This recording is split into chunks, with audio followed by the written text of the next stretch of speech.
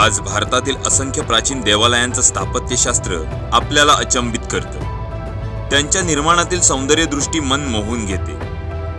देवालये आजही निर्माण होत आहेत, पण म्हणावी तितकी भक्कम आणि सुंदर नाहीत। तरीही काही ठिकाणी त्यांच्या निर्माणात सौंदर्यदृष्टी दिसून येते।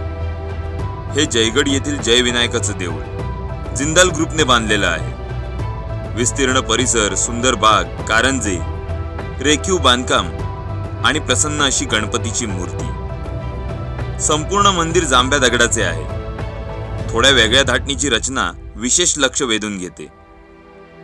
मन प्रसन्न करणारं वातावरण इथे आहे। जयगड रत्नागिरी रस्त्याला लागून असल्या कारणानं सहज भेट देता येते।